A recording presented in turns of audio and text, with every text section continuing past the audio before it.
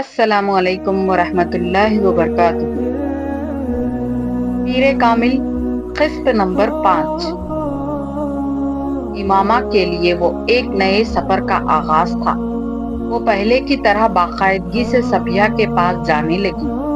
ان اجتماعات میں شرکت سے اسے اگر ایک طرف اپنے فیصلے پر استقامت بخشی تو دوسری طرف اس باقی ماندہ شبہات کو بھی دور کر دیا۔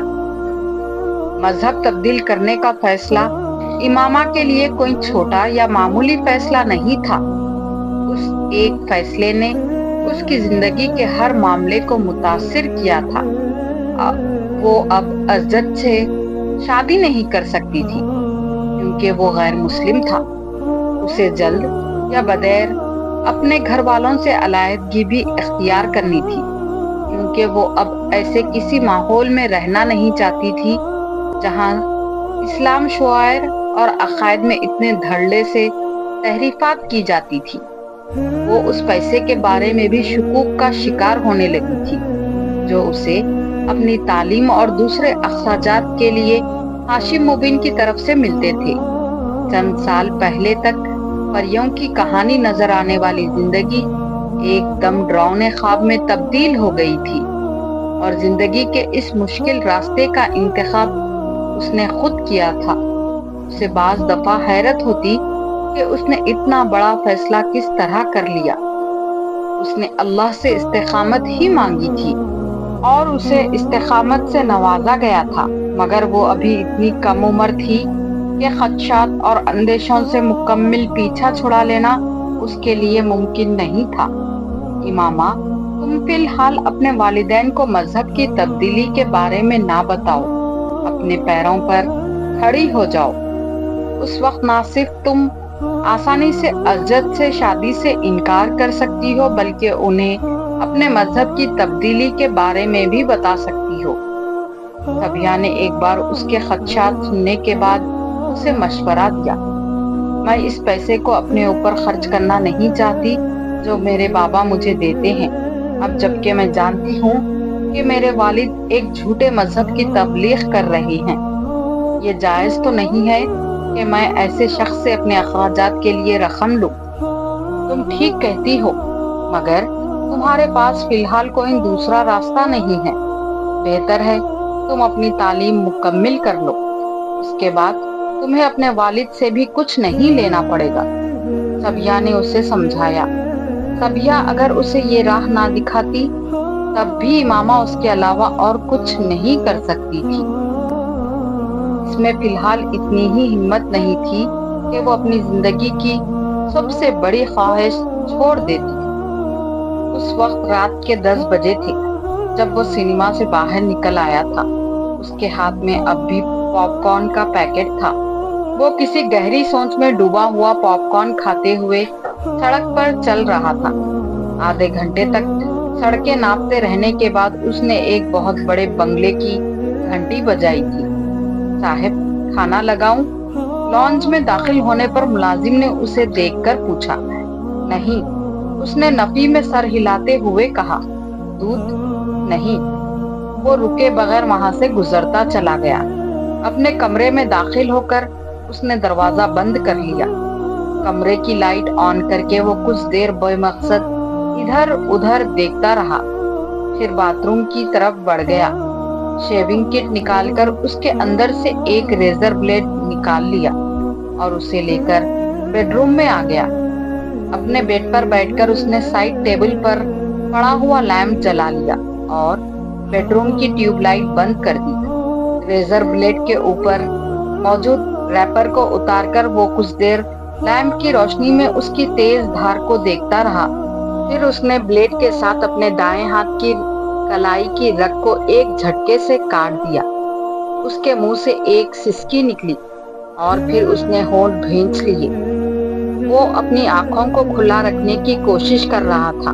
اس کی کلائی بیڈ سے نیچے لٹک رہی تھی اور خون کی دھار اب سیدھا کارپیٹ پر گر کر اس میں جذب ہو رہی تھی۔ اس کا ذہن جیسے کسی گہری کھائی میں جا رہا تھا۔ پھر اس نے کچھ دھماکے سنے۔ تاریکی میں جاتا ہوا ذہن ایک بار پھر دھماکے کے ساتھ روشنی میں آ گیا۔ شور اب بڑھتا جا رہا تھا۔ وہ فوری طور پر شور کی وجہ سمجھ نہیں پا رہا تھا۔ اس نے ایک بار پھر آنکھیں کھول دی، مگر وہ کسی چیز کو سمجھ نہیں پا رہا تھا۔ وہ سو رہی تھی جب ہڑبڑا کر اٹھ بیٹھی۔ کوئی اس کا دروازہ بجا رہا تھا۔ امامہ، امامہ! وسیم دروازہ بجاتے ہوئے بلند آواز میں اس کا نام پکار رہا تھا۔ کیا ہوا ہے؟ کیوں چلا رہے ہو؟ دروازہ کھولتے ہی اس نے کچھ حواس باختگی کے عالم میں وسیم سے پوچھا، جس کا رنگ اڑا ہوا تھا۔ فرسٹ ایڈ باکس ہے تمہارے پاس؟ وسیم نے اسے دیکھتے ہی فوراً پوچھا۔ ہاں، کیوں؟ وہ مزید پریشان ہوئی۔ بس اسے لے کر میرے ساتھ آ جاؤ، وسیم نے کمرے کے اندر داخل ہوتے ہوئے کہا۔ کیا ہوا؟ اس کے پیروں کے نیچے سے جیسے زمین کھسکنے لگی۔ چوچو نے پھر خودکشی کی کوشش کی ہے، اپنی کلائی کاٹ لی ہے اس نے۔ ملازم آیا ہوا ہے نیچے اس کا، تم میرے ساتھ چلو۔ امامہ نے بے اختیار اطمینان بھرا سانس لیا۔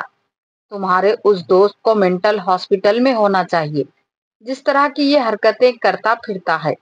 امامہ نے ناگواری سے اپنے بیڈ پر پڑا ہوا دوپٹہ اوڑھتے ہوئے کہا۔ میں تو اسے دیکھتے ہی بھاگ آیا ہوں، ابھی وہ ہوش میں تھا۔ اس نے مڑ کر امامہ کو بتایا۔ وہ دونوں اب آگے پیچھے سیڑھیاں اتر رہے تھے۔ تم اسے ہاسپٹل لے جاتے؟ امامہ نے آخری سیڑھی پر پہنچ کر کہا۔ وہ بھی لے جاؤں گا، پہلے تم اس کی کلائی وغیرہ تو باندھو، خون تو بند ہو اس کا۔ وسیم، میں اسے کوئی بہت اچھی قسم کی فرسٹ ایڈ نہیں دے سکتی۔ پتہ نہیں اس نے کس چیز سے کلائی کاٹی ہے اور زخم کتنا گہرا ہے۔ اس کے اپنے گھر والے کہاں ہیں؟ بات کرتے کرتے امامہ کو خیال آیا، اس کے گھر میں کوئی بھی نہیں ہے، صرف ملازم ہے۔ وہ تو کوئی فون کال آئی تھی جس پر ملازم اسے بلانے کے لیے گیا۔ وہ جب اندر سے کوئی جواب نہیں آیا تو پریشان ہو کر دوسرے ملازموں کے ساتھ مل کر اس نے دروازہ توڑ دیا۔ وہ دونوں ساتھ چلتے چلتے ہوئے اب اپنے گھر سے باہر نکل آئے۔ تمہارا یہ دوست جو ہے نا، امامہ نے کچھ ناراضگی کے عالم میں وسیم کے ساتھ چلتے ہوئے سالار کے بارے میں کچھ کہنا چاہا، مگر وسیم نے غصے میں پلٹ کر اس کو جھڑک دیا۔ فار گاڈ سیک، اپنی لعنت ملامت بند نہیں کر سکتی تم؟ اس کی حالت سیریس ہے اور تم اس کی برائیوں میں مصروف ہو۔ ایسی حرکتیں کرنے والوں کے لیے میرے پاس کوئی ہمدردی نہیں ہے۔ دونوں اب سالار کے لاؤنج میں پہنچ چکے تھے۔ چند قدم چلنے کے بعد وسیم ایک موڑ موڑا اور کمرے کے اندر داخل ہو گیا۔ امامہ اس کے پیچھے ہی تھی، مگر پھر جیسے کرنٹ کھا کر رک گئی۔ کمرے کے دروازے سے اندر داخل ہوتے ہی سامنے قد آدم کھڑکیوں پر کچھ ماڈلز اور ایکٹریسز کی بڑی بڑی اڑیاں تصاویر اس طرح لگائی گئی تھی کہ ایک لمحے کے لیے امامہ کو یوں لگا جیسے وہ تمام لڑکیاں حقیقی طور پر اس کمرے میں موجود ہے۔ اس کا چہرہ سرخ ہو گیا۔ ایک طرف بیڈ پر پڑے ہوئے زخمی کے بارے میں اس کی رائے کچھ اور خراب ہو گئی۔ وہ تصویریں اس کے کردار کی پستی کا ایک اور ثبوت تھی، اور کمرے میں 3-4 لوگوں کی موجودگی میں اس کے لیے وہ تصویریں خاصی خفت اور شرمندگی کا باعث بن رہی تھی۔ ان تصویروں سے نظریں چراتے ہوئے وہ تیز رفتاری سے ڈبل بیڈ کی طرف آ گئی، جہاں سالار سکندر لیٹا ہوا تھا۔ وسیم اس کے بیڈ پر بیٹھا فرسٹ ایڈ باکس کھول رہا تھا، جبکہ امامہ کا بڑا بھائی سالار اس کی کلائی کو بیڈ شیٹ کے ایک لٹکے ہوئے کونے کے ساتھ دبا کر خون روکنے کی کوشش کر رہا تھا، جبکہ خود سالار نشے میں ڈوبے ہوئے کسی انسان کی طرح اپنے ہاتھ چھڑوانے کی کوشش کر رہا تھا۔ وہ وسیم اور وہاں ملازموں سے کچھ کہہ بھی رہا تھا۔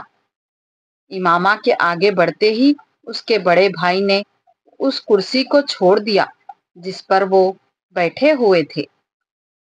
اس کے زخم کو دیکھو، میں نے چادر سے خون روکنے کی کوشش کی ہے، مگر میں کامیاب نہیں ہوا، انہوں نے اس کی کلائی امامہ کو تھماتے ہوئے کہا۔ امامہ نے کرسی پر بیٹھتے ہی اس کی کلائی کے گرد لپٹا ہوا کونا ہٹایا۔ زخم بہت گہرا اور لمبا تھا، ایک نظر ڈالتے ہی اسے اندازہ ہو گیا تھا۔ سالار نے پھر ایک جھٹکے کے ساتھ اپنا ہاتھ کھینچنے کی کوشش کی، مگر امامہ مضبوطی سے کلائی کے کچھ نیچے سے اس کا بازو پکڑے رہی۔ وسیم، بس بینڈیج نکال دو، یہ زخم بہت گہرا ہے، یہاں کچھ نہیں ہو سکتا، بینڈیج کرنے سے خون رک جائے گا، پھر تم لوگ اسے ہاسپٹل لے جاؤ۔ اس نے ایک نظر نیچے کارپیٹ پر جذب ہوتے ہوئے خون پر ڈالی۔ وسیم تیزی سے فرسٹ ایڈ باکس میں سے بینڈیج نکالنے لگا۔ سالار نے بیڈ پر لیٹے لیٹے اپنے سر کو جھٹکا دیا اور آنکھیں کھولنے کی کوشش کی۔ اس کی آنکھوں کے سامنے اب دھندلاہٹ سی تھی، مگر اس کے باوجود اس نے اپنے بیڈ سے کچھ فاصلے پر بیٹھی ہوئی اس لڑکی اور اس کے ہاتھ میں موجود اپنے بازو کو دیکھا۔ کچھ مشتعل ہو کر اس نے ایک اور جھٹکے کے ساتھ اپنا ہاتھ اس لڑکی کے ہاتھ سے آزاد کرانے کی کوشش کی۔ ہاتھ آزاد نہیں ہوا، مگر درد کی ایک تیز لہر نے بے اختیار اسے کرانے پر مجبور کیا۔ اسے چند لمحوں کے لیے یہی محسوس ہوا تھا جیسے اس کی جان نکل گئی، مگر اگلے ہی لمحے وہ ایک بار پھر ہاتھ چھڑانے کی کوشش کر رہا تھا۔ تم لوگ دفع ہو جاؤ، کہاں سے آ گئے ہو؟ اس نے کچھ مشتعل ہو کر لڑکھڑاتے لہجے میں کہا۔ یہ میرا کمرہ ہے، تم لوگوں کو اندر آنے کی جرت کیسے ہوئی؟ تم وسیم دفع ہو جاؤ، get lost, just get lost, bloody bastard. اس نے بلند آواز میں مگر لڑکھڑاتی زبان سے کہا۔ امامہ نے اس کے منہ سے نکلنے والی گالی کو سنا۔ ایک لمحے کے لیے اس کے چہرے کا رنگ بدلا، مگر وہ پھر اس کا ہاتھ مضبوطی سے پکڑے بیٹھی رہی۔ اس نے وسیم سے کاٹن لے کر کراہتے ہوئے سالار کی کلائی کے زخم پر رکھ دی، جو ہاتھ کو کھینچنے اور ہلانے سے باز نہیں آ رہا تھا، اور وسیم کے ہاتھ سے بینڈیج لے کر لپیٹنا شروع کر دیا۔ سالار نے دھندلائی ہوئی آنکھوں کے ساتھ اپنے کلائی کے گرد کسی چیز کی نرمی کو محسوس کیا۔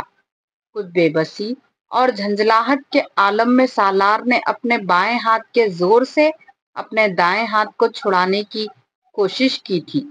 دھندلائی ہوئی آنکھوں کے ساتھ اس کا آگے بڑھنے والا بایاں ہاتھ لڑکی کے سر سے ٹکرایا۔ اس کے سر سے نہ صرف دوپٹہ اترا تھا بلکہ اس کے بال بھی کھل گئے تھے۔ امامہ نے ہڑبڑا کر اسے دیکھا، جو ایک بار پھر اپنا بایاں ہاتھ آگے لا رہا تھا۔ امامہ نے اپنے بائیں ہاتھ سے اس کی کلائی کو پکڑے رکھا، جبکہ دائیں ہاتھ میں پکڑی ہوئی بینڈیج چھوڑ کر اپنی پوری قوت سے اپنا دایاں ہاتھ اس کے دائیں گال پر سے مارا۔ تھپڑ اتنا زناٹے دار تھا کہ ایک لمحے کے لیے سالار کی آنکھوں کے سامنے چھائی ہوئی دھند چھٹ گئی۔ کھلے منہ اور آنکھوں کے ساتھ دم بخود اس نے لڑکی کو دیکھا تھا، جو سرخ چہرے کے ساتھ بلند آواز میں اس سے کہہ رہی تھی، اب اگر تم ہلے تو میں تمہارا دوسرا ہاتھ بھی کاٹ دوں گی، سنا تم نے؟ سالار نے اس لڑکی کے عقب میں وسیم کو کچھ کہتے سنا، مگر وہ کچھ سمجھ نہیں پایا۔ اس کا ذہن مکمل طور پر تاریکی میں ڈوب رہا تھا، مگر اس نے ایک آواز سنی، نسوانی آواز، اس کا بلڈ پریشر چیک کرو۔ سالار کو بے اختیار چند لمحے پہلے اپنے گال پر پڑنے والا تھپڑ یاد آیا۔ وہ چاہنے کے باوجود آنکھیں نہیں کھول سکا۔ وہی نسوانی آواز ایک بار پھر گونجی تھی، مگر اس بار وہ اس آواز کو کوئی مفہوم نہیں پہنچا سکا۔ اس کا ذہن مکمل طور پر تاریکی میں ڈوب گیا تھا۔ اگلی بار جب اسے ہوش آیا تو وہ ایک پرائیویٹ کلینک میں موجود تھا۔ آنکھیں کھول کر اس نے ایک بار پھر اپنے ارد گرد دیکھنے کی کوشش کی۔ کمرے میں اس وقت ایک نرس موجود تھی، جو اس کے پاس کھڑی ڈرپ کو صحیح کرنے میں مصروف تھی۔ سالار نے اسے مسکراتے دیکھا تھا۔ وہ اس سے کچھ کہنا چاہ رہا تھا، مگر اس کا ذہن ایک بار پھر تاریکی میں ڈوب گیا۔ دوسری بار اسے کب ہوش آیا اسے اندازہ نہیں ہوا، مگر دوسری بار آنکھیں کھولنے پر اس نے اس کمرے میں کچھ شناسا چہرے دیکھے تھے۔ اسے آنکھیں کھولتے دیکھ کر ممی اس کی طرف بڑھ آئی تھی۔ کیسا محسوس کر رہے ہو تم؟ انہوں نے اس پر جھکتے ہوئے بےتابی سے کہا۔ جسٹ فائن، سالار نے دور کھڑے سکندر عثمان کو دیکھتے ہوئے دھیمے لہجے میں کہا۔ اس سے پہلے کہ اس کی ممی کچھ اور کہتی، کمرے میں موجود ایک ڈاکٹر آگے آ گیا تھا۔ وہ اس کی نبض چیک کرنے لگا تھا۔ ڈاکٹر نے انجیکشن لگانے کے بعد ایک بار پھر اسے ڈرپ لگائی۔ سالار نے کچھ بیزاری کے ساتھ یہ کارروائیاں دیکھی۔ ڈرپ لگانے کے بعد وہ سکندر عثمان اور اس کی بیوی سے باتیں کرنے لگا۔ سالار اس گفتگو کے دوران چھت کو گھورتا رہا۔ پھر کچھ دیر بعد ڈاکٹر کمرے سے نکل گیا۔ کمرے میں اب مکمل خاموشی تھی۔ سکندر عثمان اور اس کی بیگم اپنا سر پکڑے بیٹھے تھے۔ ان کی تمام کوششوں اور احتیاط کے باوجود یہ سالار سکندر کی خودکشی کی چوتھی کوشش تھی، اور اس بار وہ واقعی مرتے مرتے بچا تھا۔ ڈاکٹرز کے مطابق اگر چند منٹوں کی تاخیر ہو جاتی تو وہ اسے نہیں بچا سکتے تھے۔ سکندر اور ان کی بیوی کو ملازم نے رات کے 2 بجے سالار کی خودکشی کی اس کوشش کے بارے میں بتایا تھا، اور وہ دونوں میاں بیوی پوری رات سو نہیں سکے تھے۔ سکندر عثمان نے صبح فلائٹ ملنے تک تقریباً 150 سگریٹ پھونک ڈالے تھے، مگر اس کے باوجود ان کی بے چینی اور اضطراب میں کمی نہیں ہو پا رہی تھی۔ میری سمجھ میں نہیں آتا یہ آخر اس طرح کی حرکتیں کیوں کرتا ہے؟ آخر اس پر ہماری نصیحتوں اور ہمارے سمجھانے کا اثر کیوں نہیں ہوا؟ سکندر عثمان نے دوران سفر کہا۔ میرا تو دماغ پھٹنے لگتا ہے جب میں اس کے بارے میں سوچتا ہوں۔ کیا نہیں کیا میں نے اس کے لیے؟ ہر سہولت، بہترین تعلیم، حتیٰ کہ بڑے سے بڑے سائیکیٹرسٹ کو دکھا چکا ہوں، مگر نتیجہ وہی ڈھاک کے 3 پات۔ میری تو سمجھ میں نہیں آتا کہ مجھ سے کیا غلطی ہو گئی ہے جو مجھے یہ سزا مل رہی ہے۔ جاننے والوں کے درمیان مذاق بن گیا ہوں میں اس کی وجہ سے۔ سکندر عثمان بہت پریشان تھے۔ ہر وقت میرا دم حلق میں اٹکا رہتا ہے کہ پتہ نہیں وہ کس وقت کیا کر گزرے۔ اتنی احتیاط برتنے کا یہ نتیجہ نکلا ہے کہ ایک بار ہم غافل ہوئے اور وہ پھر وہی حرکت کر گزرا۔ طیبہ نے اپنی آنکھوں میں امڑتے ہوئے آنسوؤں کو ٹشو کے ساتھ صاف کیا۔ وہ دونوں اسی طرح کی باتیں کرتے ہوئے کراچی سے اسلام آباد آئے تھے، مگر سالار کے سامنے آ کر دونوں کو چپ لگ گئی تھی۔ ان دونوں ہی کی سمجھ میں نہیں آ رہا تھا کہ وہ اس حالت میں اس سے کیا کہیں گے۔ سالار کو ان کی دلی اور ذہنی کیفیت کا اچھی طرح اندازہ تھا، اور ان کی خاموشی کو وہ غنیمت جان رہا تھا۔ انہوں نے اس دن اس سے کچھ نہیں کہا تھا۔ اگلے دن بھی وہ دونوں خاموش ہی رہے تھے، مگر تیسرے دن ان دونوں نے اپنی خاموشی توڑ دی تھی۔ مجھے صرف یہ بتاؤ کہ آخر تم یہ سب کیوں کر رہے ہو؟ سکندر نے اس رات بڑے تحمل مزاجی سے اس کے ساتھ گفتگو کا آغاز کیا تھا۔ آخر تمہارے ساتھ مسئلہ کیا ہے؟ تم نے وعدہ کیا تھا کہ تم ایسی کوئی حرکت نہیں کرو گے۔ میں نے اسی وعدے پر تمہیں اسپورٹس کار بھی لے کر دی تھی۔ ہر بات مان رہے ہیں ہم لوگ تمہاری، پھر بھی تمہیں قطعاً احساس نہیں ہے ہم لوگوں کا، نہ خاندان کی عزت کا۔ سالار اسی طرح چپ بیٹھا رہا۔ کسی اور کا نہیں تو تم ہم دونوں کا ہی خیال کرو۔ تمہاری وجہ سے ہماری راتوں کی نیندیں اڑ گئی ہے۔ طیبہ نے کہا۔ تمہیں کوئی پریشانی، کوئی پرابلم ہے تو ہم سے ڈسکس کرو، ہم سے کہو، مگر اس طرح مرنے کی کوشش کرنا، تم نے کبھی سوچا ہے کہ اگر تم ان کوششوں میں کامیاب ہو جاتے ہو تو ہمارا کیا ہوتا؟ سالار خاموشی سے ان کی باتیں سنتا رہا۔ ان کی باتوں میں کچھ بھی نیا نہیں تھا۔ خودکشی کی ہر کوشش کے بعد وہ ان سے اسی طرح کی باتیں سنتا تھا۔ کچھ بولو، چپ کیوں ہو؟ समझ में नहीं आ रहा है तुम्हें? तैयबा ने झंझला कर कहा। वो उन्हें देखने लगा। माँ बाप को इस तरह जलील करके बड़ी खुशी मिलती है तुम्हें? इस कदर शानदार मुस्तकबिल है तुम्हारा, और तुम अपनी अहमकाना हरकतों से अपनी जिंदगी खत्म करने की कोशिश कर रहे हो। लोग तरसते हैं इस तरह के एकेडमिक रिकॉर्ड के लिए। सिकंदर उस्मान ने उसका एकेडमिक रिकॉर्ड याद दिलाने की कोशिश की। सालार ने बेअख्तियार एक जमाही ली। वो जानता था अब वो उसके बचपन से लेकर उसकी अब तक की कामयाबियों को दोहराना शुरू कर देंगे। ऐसा ही हुआ था। अगले 15 मिनट उस मौजू पर बोलने के बाद उन्होंने थक कर पूछा, आखिर तुम कुछ क्यों बोल नहीं रहे हो? बोलो। मैं क्या बोलूं? सब कुछ तो आप दोनों ने कह दिया। सालार ने कुछ उकताए हुए अंदाज में कहा, मेरी जिंदगी मेरा पर्सनल मामला है। फिर भी मैंने आपको बताया है कि दरअसल मैं मरने की कोशिश नहीं कर रहा था। सिकंदर ने उसकी बात काटी। तुम जो भी कर रहे थे वो मत करो, हम पर कुछ रहम खाओ। सालार ने नाराजगी से बाप को देखा। तुम आखिर ये क्यों नहीं कह देते कि तुम आइंदा ऐसी कोई हरकत नहीं करोगे? फजूल में बहस करते जा रहे हो। इस बार तैयबा ने उससे कहा। अच्छा ठीक है, नहीं करूंगा ऐसी कोई भी हरकत। सालार ने बेजारी से जैसे उन दोनों से जान छुड़ाने के लिए कहा। सिकंदर ने एक गहरी सांस ली। वो उसके वादे पर मुतमईन नहीं हुए थे, ना वो ना उनकी बीवी, मगर ऐसे वादे लेने के अलावा उनके पास और कोई चारा नहीं था। वो बचपन से अपने बेटे पर फख्र करते आ रहे थे, मगर पिछले कुछ सालों से उनका वो फख्र खत्म हो गया था। जितना परेशान उन्होंने सालार ने किया था उतना उनके बाकी बच्चों ने मिलके भी नहीं किया था। अब कैसा है तुम्हारा दोस्त? गए थे तुम उसकी खैरियत दरियाफ्त करने? इमामा वसीम के साथ मार्केट जा रही थी कि अचानक उसे सालार का ख्याल आया। पहले से तो हालत काफी बेहतर है उसकी, शायद कल परसों तक डिस्चार्ज हो जाए।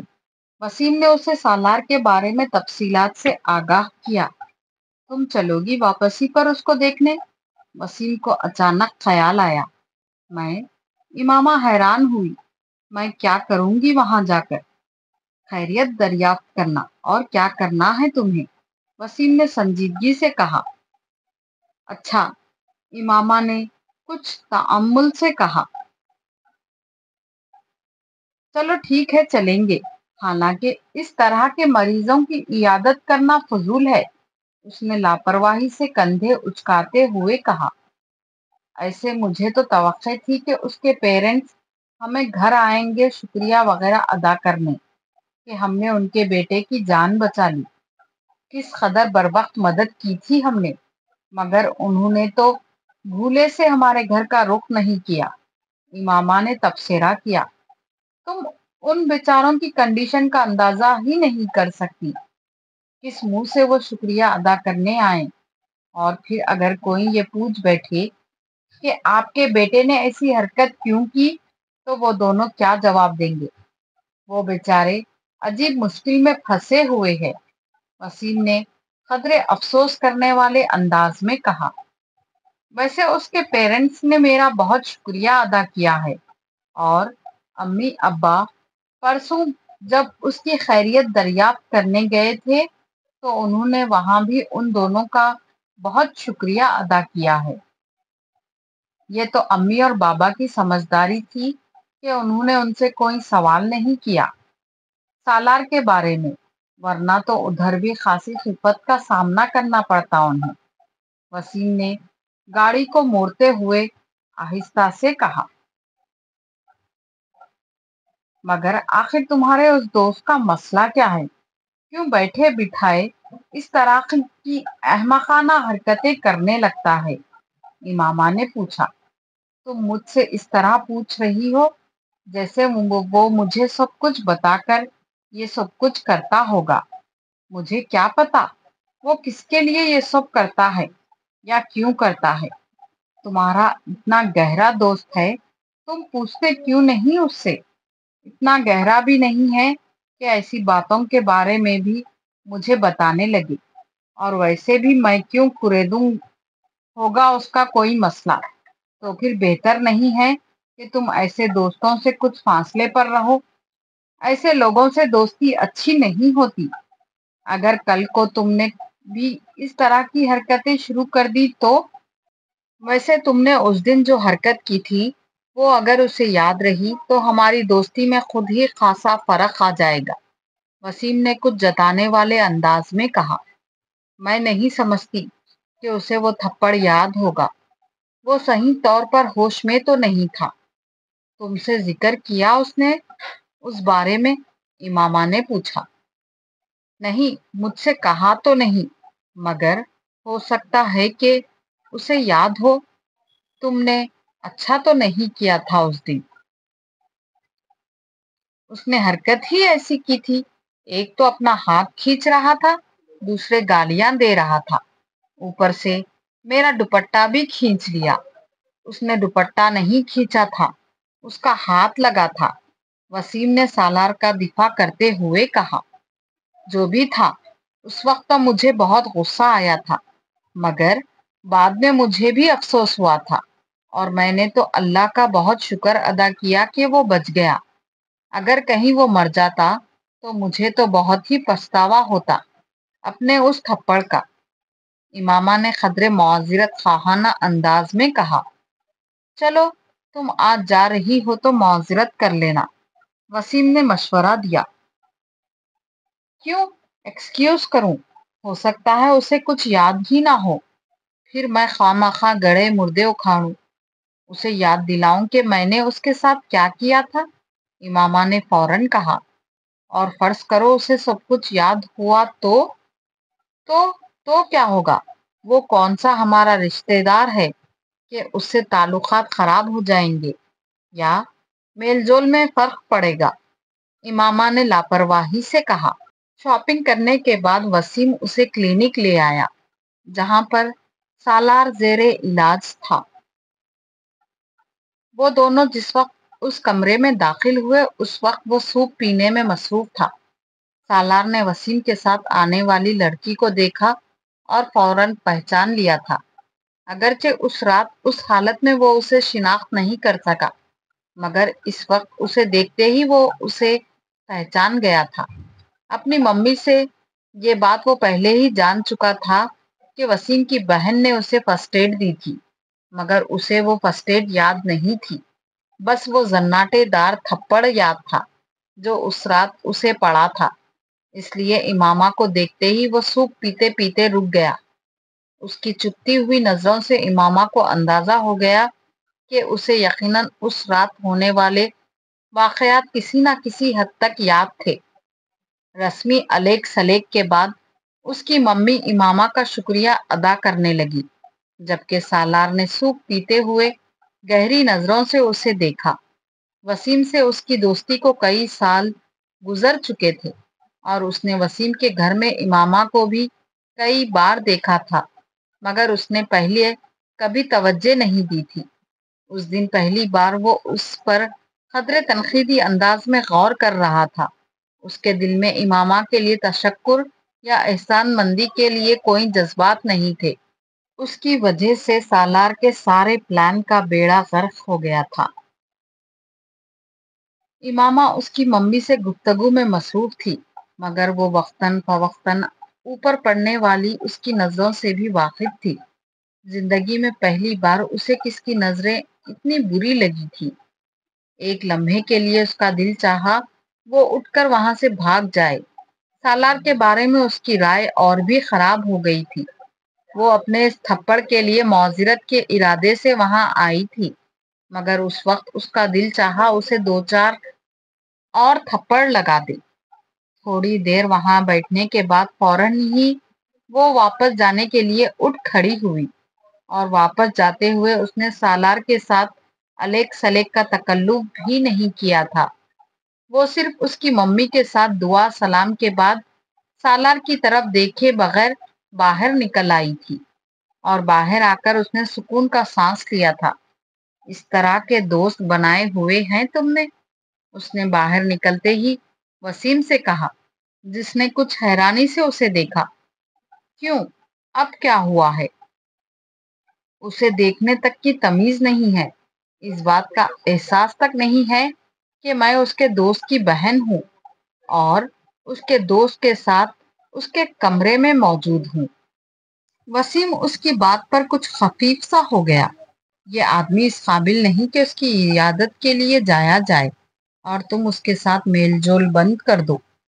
اچھا ٹھیک ہے، میں محتاط رہوں گا، اب تم بار بار اس کی بات کو نہ دہراؤ، وسیم نے موضوع گفتگو بدلنے کی کوشش کرتے ہوئے کہا۔ امامہ دانستہ طور پر خاموش ہو گئی، مگر سالار اس کے ناپسندیدہ افراد کی لسٹ میں شامل ہو چکا تھا۔ یہ ایک اتفاق ہی تھا کہ وہ ان دونوں کچھ چھٹیاں گزارنے اسلام آباد آئی ہوئی تھی، ورنہ شاید سالار سے اس کا اتنا قریبی اور اتنا ناپسندیدہ تعارف اور تعلق کبھی پیدا ہی نہ ہوتا۔ اسلام قبول کرنے کے بعد اس نے پہلی بار جلال انصر کو تب قریب سے دیکھا جب ایک دن وہ چاروں کالج کے لان میں بیٹھی گفتگو میں مصروف تھی۔ وہ وہاں کسی کام سے آیا تھا۔ رسمی الیک سلیک کے بعد وہ زینب کے ساتھ چند قدم دور جا کھڑا ہوا تھا۔ امامہ اس کے چہرے سے نظریں نہیں ہٹا سکی۔ ایک عجیب سی مسرت اور سرخوشی کا احساس اسے گھیرے میں لے جا رہا تھا۔ وہ چند منٹ زینب سے بات کرنے کے بعد وہیں سے چلا گیا۔ امامہ اس کی پشت پر نظریں جمائے اس وقت تک اسے دیکھتی رہی جب تک وہ نظروں سے اوجھل نہیں ہو گیا۔ اس کے ارد گرد بیٹھی اس کی فرینڈز کیا باتیں کر رہی تھی اسے اس وقت اس کا کوئی احساس نہیں تھا۔ جب وہ اس کی نظروں سے اوجھل ہوا تو ایک دم جیسے دوبارہ اپنے ماحول میں واپس آ گئی۔ جلال انصر سے اس کی دوسری ملاقات زینب کے گھر پر ہوئی تھی۔ اس دن وہ کالج سے واپسی پر زینب کے ساتھ اس کے گھر آئی تھی۔ زینب کچھ دنوں سے ان سب کو اپنے ہاں آنے کے لیے کہہ رہی تھی۔ باقی سب نے کوئی نہ کوئی بہانہ بنا دیا تھا، مگر امامہ اس دن اس کے ساتھ اس کے گھر چلی آئی تھی۔ اس کے گھر آ کر اسے عجیب سے سکون کا احساس ہوا تھا۔ شاید اس احساس کی وجہ جلال انصر سے اس کی نسبت تھی۔ وہ ڈرائنگ روم میں بیٹھی ہوئی تھی اور زینب چائے تیار کرنے کے لیے کچن میں گئی تھی۔ جب جلال ڈرائنگ روم میں داخل ہوا، امامہ کو دیکھ کر کچھ چونک گیا۔ شاید اسے امامہ کو وہاں دیکھنے کی توقع نہیں تھی۔ السلام علیکم، کیا حال ہے آپ کا؟ جلال نے شاید اس طرح بے دھڑک اندر داخل ہونے پر اپنی جھیپ مٹانے کے لیے کہا۔ امامہ نے رنگ بدلتے ہوئے چہرے کے ساتھ اس کا جواب دیا۔ زینب کے ساتھ آئی ہیں آپ؟ اس نے پوچھا۔ جی۔ زینب کہاں ہے؟ میں دراصل اس کو ڈھونڈتے ہوئے یہاں آ گیا۔ مجھے پتا نہیں تھا کہ اس کی کوئی دوست یہاں موجود ہے، کچھ معذرت خواہانہ انداز میں کہتے ہوئے وہ پلٹ گیا۔ آپ بہت اچھی نعت پڑھتے ہیں، امامہ نے بے ساختہ کہا۔ وہ ٹھٹک گیا۔ شکریہ۔ وہ کچھ حیران نظر آیا۔ آپ نے کہاں سنی ہے؟ ایک دن میں نے زینب کو فون کیا تھا، جب تک فون ہولڈ رہا مجھے آپ کی آواز آتی رہی، پھر زینب سے آپ کے بارے میں پتا چلا۔ اس نعتیہ مقابلے میں بھی گئی تھی جہاں آپ نے وہ نعت پڑھی تھی۔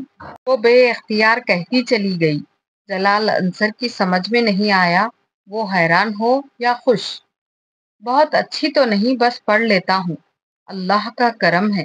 اس نے حیرت کے اس جھٹکے سے سنبھلتے ہوئے سفید چادر میں لپٹی اس دبلی پتلی دراز قامت لڑکی کو دیکھا، جس کی گہری سیاہ آنکھیں کچھ بہت عجیب سا تاثر لیے ہوئے تھی۔ اپنی آواز کی تعریف وہ بہت سوں سے سن چکا تھا، مگر اس وقت اس لڑکی کی تعریف اس کے لیے قدرے غیر معمولی تھی، اور جس انداز میں اس نے یہ کہا تھا وہ اس سے بھی زیادہ عجیب تھا۔ وہ پلٹ کر ڈرائنگ روم سے باہر نکل گیا۔ وہ ویسے بھی لڑکیوں سے گفتگو میں مہارت نہیں رکھتا تھا، اور پھر ایک ایسی لڑکی سے گفتگو جسے وہ صرف چہرے کی حد تک واقف تھا۔ امامہ ایک عجیب سی مسرت کے عالم میں وہاں بیٹھی ہوئی تھی۔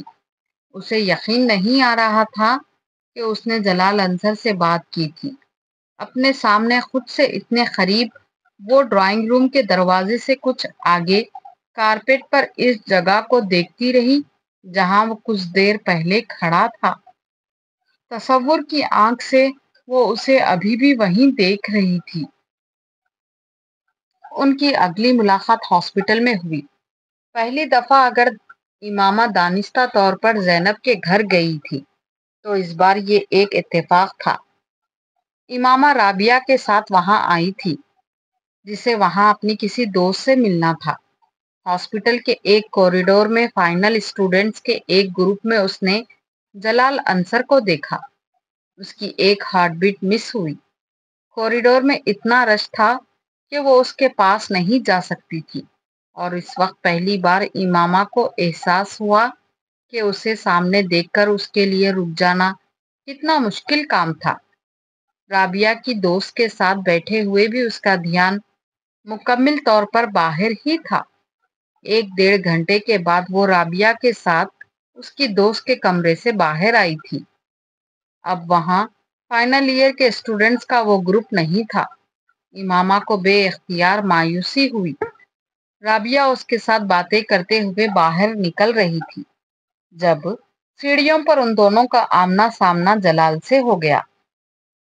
امامہ کے جسم سے جیسے ایک کرنٹ سا گزر گیا تھا۔ السلام علیکم جلال بھائی، کیسے ہیں آپ؟ رابعہ نے پہل کی تھی۔ اللہ کا شکر ہے، اس نے سلام کا جواب دیتے ہوئے کہا۔ آپ لوگ یہاں کیسے آ گئے؟ اس بار جلال نے امامہ کو دیکھتے ہوئے پوچھا۔ میں اپنی ایک فرینڈ سے ملنے آئی تھی اور امامہ میرے ساتھ آئی تھی، رابعہ مسکراتے ہوئے بتا رہی تھی، جبکہ امامہ خوشی سے اس کی چہرے پر نظریں جمائے ہوئے تھی۔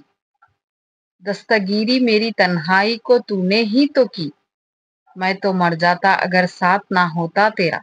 اس کی آواز سنتے ہی وہ ایک بار پھر ٹرانس میں آ رہی تھی۔ اس نے بہت کم لوگوں کو اتنے شستہ لہجے میں اردو بولتے ہوئے سنا تھا جس لہجے میں وہ بات کر رہا تھا۔ پتہ نہیں کیوں ہر بار اس کی آواز سنتے ہی اس کے کانوں میں اس کی پڑھی ہوئی وہ نعت گونجنے لگتی تھی۔ اسے عجیب سا رشک آ رہا تھا اسے دیکھتے ہوئے۔ جلال نے رابعہ سے بات کرتے ہوئے شاید اس کی ماہریت کو محسوس کیا تھا، اسی لیے بات کرتے کرتے اس نے امامہ کی طرف دیکھا اور مسکرایا۔ امامہ نے اس کے چہرے سے نظریں ہٹا لی۔ بے اختیار اس کا دل چاہا تھا وہ اس شخص کے اور قریب چلی جائے۔ جلال سے نظریں ہٹا کر ارد گرد گزرتے لوگوں کو دیکھتے ہوئے اس نے 3 بار لاحول پڑھی۔ شاید اس وقت شیطان میرے دل میں آ کر مجھے اس کی طرف راغب کر رہا ہے، اس نے سوچا، مگر لاحول پڑھنے کے بعد بھی اس کے اندر کوئی تبدیلی نہیں آئی۔ وہ اب بھی جلال کے لیے ویسی ہی کشش محسوس کر رہی تھی۔ عزت سے اتنے سالوں کی منگنی کے بعد بھی کبھی اس نے اپنے آپ کو اس کے لیے اس طرح بے اختیار ہوتے نہیں دیکھا تھا جس طرح وہ اس وقت ہو رہی تھی۔ وہاں کھڑے اسے پہلی بار جلال سے بہت زیادہ خوف آیا۔ میں کیا کروں گی اگر میرا دل اس آدمی کو دیکھ کر اسی طرح بے اختیار ہوتا رہا؟ آخر اسے دیکھ کر مجھے، اس نے جیسے بے بسی کے عالم میں سوچا، میں اتنی کمزور تو کبھی بھی نہیں تھی کہ اس جیسے آدمی کو دیکھ کر اس طرح اس نے اپنے وجود کو موم کا پایا۔ بھائی آپ فارغ ہیں؟ اس رات زینب دروازے پر دستک دے کر جلال کے کمرے میں داخل ہوئی۔ ہاں آ جاؤ، اس نے اسٹڈی ٹیبل پر بیٹھے بیٹھے گردن موڑ کر زینب کو دیکھا۔ آپ سے ایک کام ہے، زینب اس کے پاس آتے ہوئے آہستہ سے بولی۔ کیا کام ہے؟ آپ ایک کیسٹ میں اپنی آواز میں کچھ نعتیں ریکارڈ کر دیں، زینب نے کہا۔ جلال نے حیرت سے اس کی فرمائش سنی۔ کس لیے؟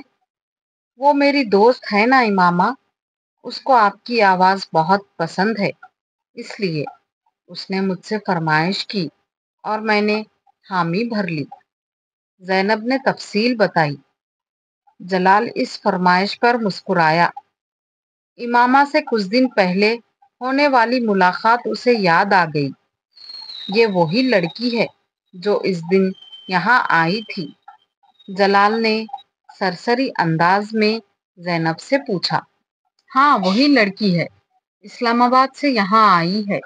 اسلام آباد سے؟ ہاسٹل میں رہ رہی ہے؟ جلال نے کچھ دلچسپی لیتے ہوئے پوچھا۔ جی ہاسٹل میں رہ رہی ہے، کافی اچھا خاندان ہے اس کا، بہت بڑے انڈسٹریلسٹ ہیں اس کے فادر، مگر امامہ سے مل کے ذرا محسوس نہیں ہوتا۔ زینب نے بے اختیار امامہ کی تعریف کی۔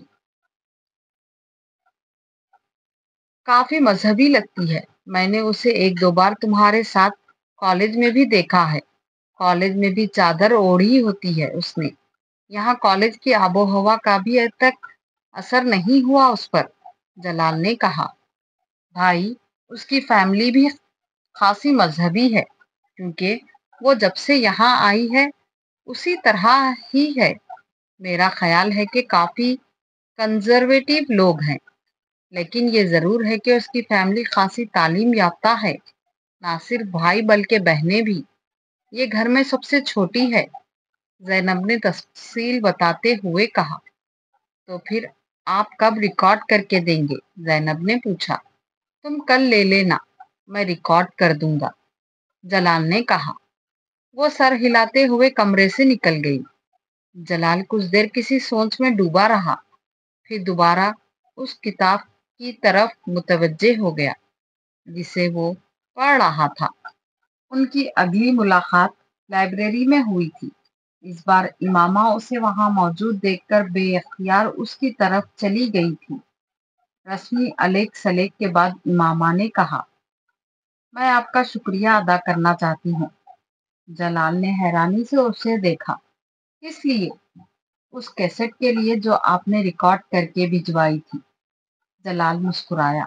نہیں، اس کی ضرورت نہیں، مجھے اندازہ نہیں تھا کہ کبھی کوئی مجھ سے ایسی فرمائش کر سکتا ہے۔ آپ بہت خوش قسمت ہیں، امامہ نے مدھم آواز میں اسے دیکھتے ہوئے کہا۔ میں؟ کس حوالے سے؟ جلال نے ایک بار پھر حیران ہوتے ہوئے پوچھا۔ ہر حوالے سے، آپ کے پاس سب کچھ ہے، آپ کے پاس بھی تو بہت کچھ ہے۔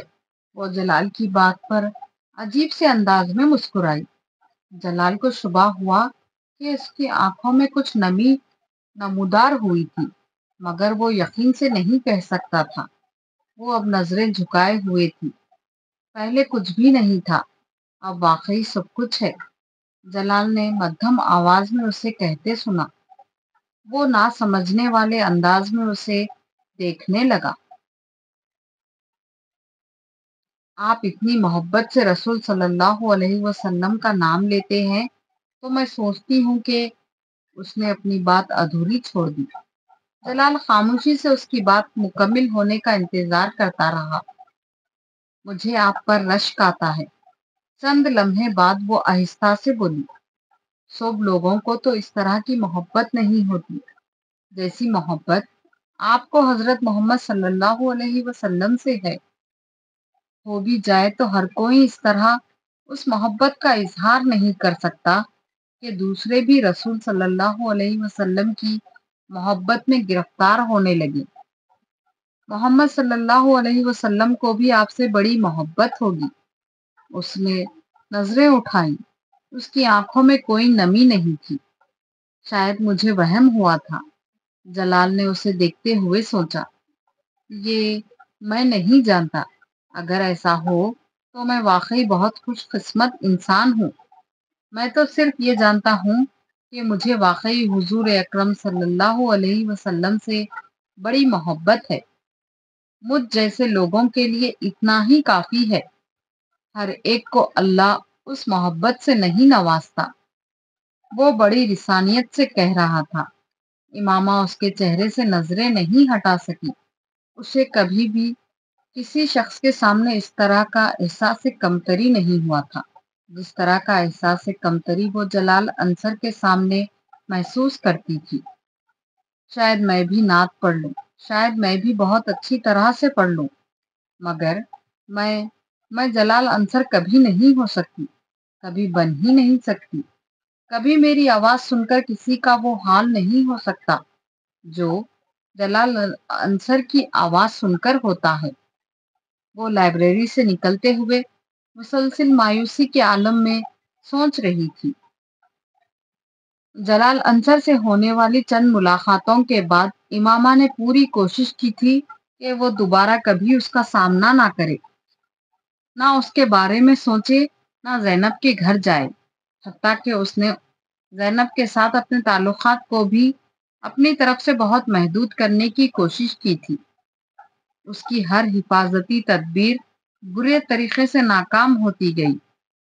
ہر گزرتے دن کے ساتھ امامہ کی بے بسی میں اضافہ ہوتا جا رہا تھا۔ پھر اس نے گھٹنے ٹیک دیے تھے۔ اس آدمی میں کوئی چیز ایسی ہے جس کے سامنے میری ہر مزاحمت دم توڑ جاتی ہے، اور شاید اس کا یہ اعتراف ہی تھا جس نے اسے ایک بار پھر جلال کی طرف متوجہ کر دیا تھا۔ پہلے اس کے لیے اس کی بے اختیار لاشعوری تھی، پھر اس نے شعوری طور پر جلال کو عزت کی جگہ دے دی۔ آخر کیا برائی ہے اگر میں اس شخص کا ساتھ چاہوں جس کی آواز مجھے بار بار اپنے پیغمبر صلی اللہ علیہ وسلم کی طرف لوٹنے پر مجبور کرتی رہی؟ میں کیوں اس شخص کے حصول کی خواہش نہ کروں جو حضرت محمد صلی اللہ علیہ وسلم سے بھی زیادہ محبت رکھتا ہے؟ کیا مضائقہ ہے اگر میں اس شخص کو اپنا مقدر بنائے جانے کی دعا کروں جس کے لیے میں انس رکھتی ہوں اور جس کردار سے میں واقف ہوں؟ کیا برا ہے اگر میں یہ چاہوں کہ میں جلال انصر کے نام سے شناخت پاؤں، اس واحد آدمی کے نام سے جسے سنتے جیسے دیکھتے مجھے اس پر رشک آتا ہے؟ اس کے پاس ہر دلیل، ہر توجہ موجود تھی۔ بہت غیر محسوس طور پر وہ ہر اس جگہ جانے لگی جہاں جلال کے پائے جانے کا امکان ہوتا، اور وہ اکثر وہاں پایا جاتا۔ وہ زینب کو اس وقت فون کرتی جب جلال گھر پر ہوتا، کیونکہ گھر پر ہوتے ہوئے فون ہمیشہ وہی ریسیو کرتا۔ دونوں کے درمیان چھوٹی موٹی گفتگو رفتہ رفتہ طویل ہونے لگی، پھر وہ ملنے لگی۔ جویریہ، رابعہ یا زینب، تینوں کو امامہ اور جلال کے ان بڑھتے ہوئے تعلقات کے بارے میں پتہ نہیں تھا۔ جلال اب ہاؤس جاب کر رہا تھا اور امامہ اکثر اس کے ہاسپٹل جانے لگی تھی۔ باقاعدہ اظہار محبت نہ کرنے کے باوجود وہ دونوں اپنے ایک دوسرے کے جذبات سے واقف تھے۔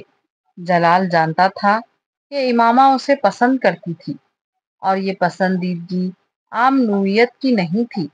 خود امامہ بھی یہ جان چکی تھی کہ جلال اس کے لیے کچھ خاص قسم کے جذبات محسوس کرنے لگا ہے۔ جلال اس قدر مذہبی تھا کہ اس نے کبھی اس بات کا تصور بھی نہیں کیا تھا کہ وہ کسی لڑکی کی محبت میں گرفتار ہو جائے گا۔ نہ صرف یہ کہ وہ محبت کرے گا بلکہ اس طرح اس سے ملا کرے گا، مگر یہ سب کچھ بہت غیر محسوس انداز میں ہوتا گیا۔ اس نے کبھی زینب سے اس بات کا ذکر نہیں کیا کہ اس کے اور امامہ کے درمیان کسی خاص نوعیت کا تعلق ہے۔ اگر وہ یہ انکشاف کر دیتا تو زینب اسے یقیناً امامہ کی عزت کے ساتھ طے شدہ نسبت سے آگاہ کر دیتی۔ بہت شروع میں ہی وہ امامہ کی ایسی کسی نسبت کے بارے میں جان لیتا تو وہ امامہ کے بارے میں بہت محتاط ہو جاتا، پھر کم از کم امامہ کے لیے اس حد تک انوالو ہونے کا سوال ہی پیدا نہیں ہوتا جس حد تک وہ ہو چکا تھا۔ ان کے درمیان ہونے والی ایسی ہی ایک ملاقات میں امامہ نے اسے پرپوز کیا تھا۔ اسے امامہ کی جرأت پر کچھ حیرانی ہوئی تھی، کیونکہ کم از کم وہ خود بہت چاہنے کے باوجود ابھی یہ بات نہیں کہہ سکا تھا۔ آپ کا ہاؤس جاب کچھ عرصے میں مکمل ہو جائے گا، اس کے بعد آپ کیا کریں گے؟ امامہ نے اس دن اس سے پوچھا۔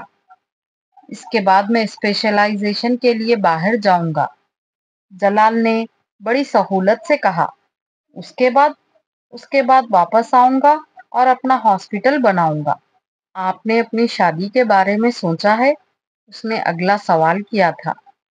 جلال نے حیران مسکراہٹ کے ساتھ اسے دیکھا تھا۔ امامہ: شادی کے بارے میں ہر ایک ہی سوچتا ہے، آپ کس سے کریں گے؟ یہ طے کرنا ابھی باقی ہے۔ امامہ چند لمحے خاموش رہی۔ مجھ سے شادی کریں گے؟ جلال دم بخود اسے دیکھنے لگا۔ اسے امامہ سے اس سوال کی توقع نہیں تھی۔ آپ کو میری بات بری لگی ہے؟ امامہ نے اسے گمسم دیکھ کر پوچھا۔ وہ ایک دم جیسے ہوش میں آ گیا۔ نہیں، ایسا نہیں ہے، اس نے بے اختیار کہا۔ یہ سوال مجھے تم سے کرنا چاہیے تھا۔ تم مجھ سے شادی کرو گی؟ ہاں، امامہ نے بڑی سہولت سے کہا۔ اور آپ؟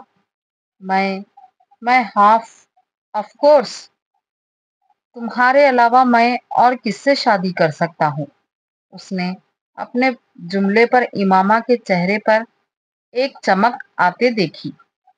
میں ہاؤس جاب ختم کرنے کے بعد اپنے ماں باپ کو تمہارے ہاں بھجواؤں گا۔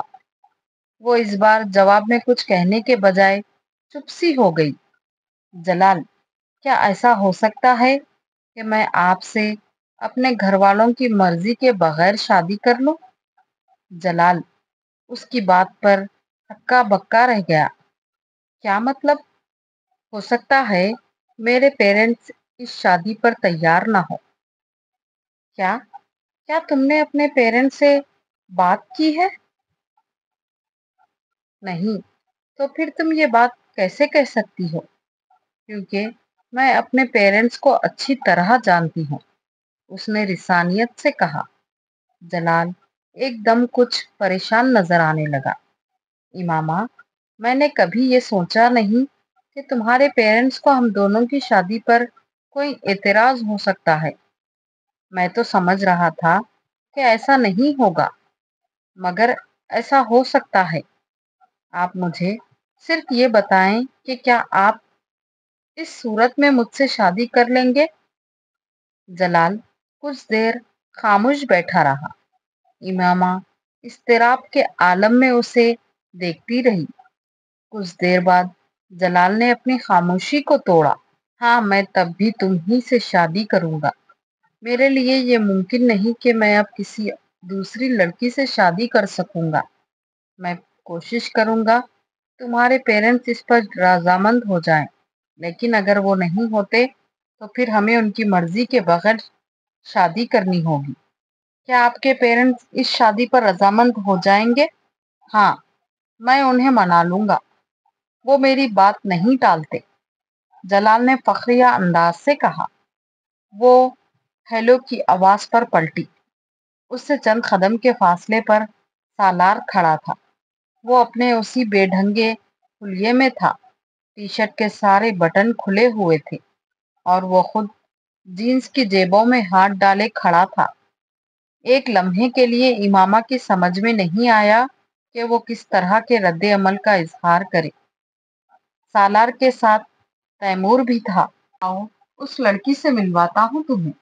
سالار نے امامہ کو کتاب کی دکان پر دیکھا تو قریب چلا آیا۔ تیمور نے گردن موڑ کر دیکھا اور حیرانی سے پوچھا، اس چادر والی سے؟ ہاں، سالار نے قدم بڑھائے۔ یہ کون ہے؟ تیمور نے پوچھا۔ یہ وسیم کی بہن ہے، سالار نے کہا۔ وسیم کی؟ مگر تم اس سے کیوں مل رہے ہو؟ وسیم اور اس کی فیملی تو خاصی کنزرویٹو ہے، اس سے مل کر کیا کرو گی؟ تیمور نے امامہ پر دور سے ایک نظر ڈالتے ہوئے کہا۔ پہلی بار نہیں مل رہا ہوں، پہلے بھی مل چکا ہوں، بات کرنے میں کیا حرج ہے؟ سالار نے اس کی بات سنی انسنی کرتے ہوئے کہا۔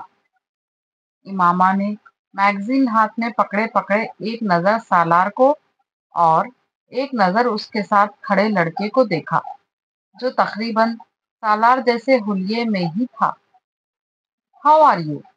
سالار نے اسے اپنی طرف متوجہ دیکھ کر کہا۔ فائن۔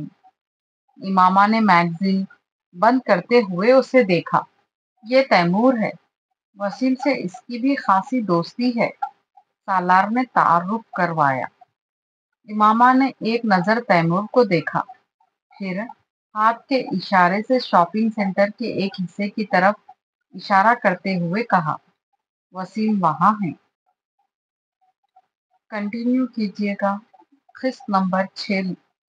اگر آپ نے ہماری ویڈیو کو یہاں تک دیکھا ہے تو ویڈیو کو لائک کر دیجیے اور اپنے فیملی اور فرینڈس میں زیادہ سے زیادہ شیئر کیجیے اور کمنٹ میں ضرور ہماری ہمت افزائی کیجیے گا۔ جزاک اللہ۔